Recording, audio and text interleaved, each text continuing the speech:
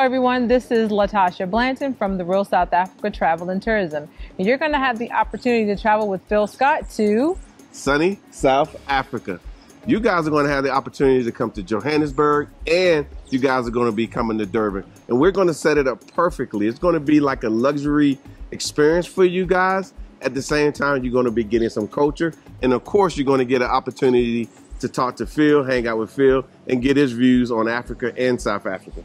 You're also going to get an opportunity to explore the lifestyles here that are available in South Africa. And we're going to do all that for you in an amazing 10 days. We do hope that you go to the website and book, because we do look forward to seeing you here. Absolutely. Our website is therealsouthafrica.com. Go there, scroll down. You'll see a picture of Phil, and just go ahead and book there. So we'll see you here in what we like to call sunny South Africa.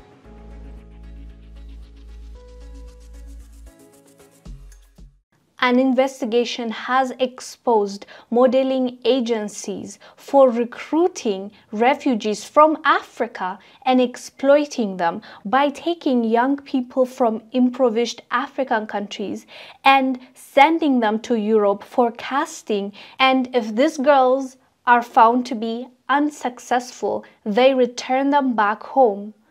Not just return them back home, but also return them back home with debt for what they have invested in them and what it has cost them to take them from Africa to those European countries, and for their photo shoot and whatever that they have done beforehand, they are charging them, even though they know that these girls have nothing. That's why in the first place they have targeted them. And also, South Sudanese women are the center of attention in the modeling industry because of their features and how tall they are and how slim they are. They prefer them and their look. So what they do is, instead of hiring the girls that are already there or recruiting them properly, they go to refugee camps like the one in Kenya called Kakuma Refugee Camp, and is found in the northwestern Turkana County. And they find these girls, these young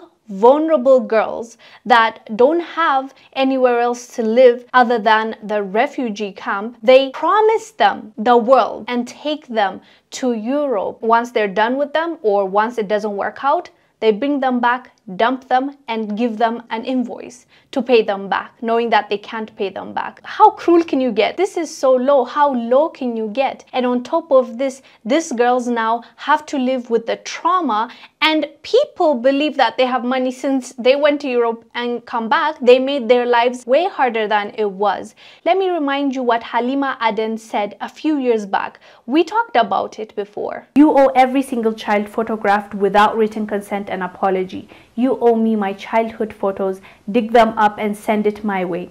This is just a start. You owe the world a full audit. We need to know where the money went and where you're currently putting it. UNICEF has been clout chasing since the time I was a baby. You need to sit this one out. You had your chance and you failed. Allow us to show you what giving back really looks like. No marketing team necessary, because the work will speak for itself. And like you, I can genuinely say the children trust me. Don't forget, I went back to Kakuma and asked the kids myself. And then she also wrote, I'm proud to say I've never accepted a single penny from them, and I'll never, because the only ones who should be benefiting are the children. And then she puts a Guardian article that was written that said, UNICEF admits failing with child victims of alleged, you know, the S word, abuse by peacekeepers. So she wrote underneath that, I saw so much corruption at the bottom level. My mistake was genuinely believing it didn't exist at the top tier. It's time to retire. Give every single penny to the rightful owners, the world's most vulnerable children. If you need help packing up your overpriced offices, I have a Beyonce song and a list of camps in need of an aid. And she didn't stop there, you guys. She said, they give you a seat at the table, then quickly put duct tape over your mouth. The mistake you made was not following nepotism.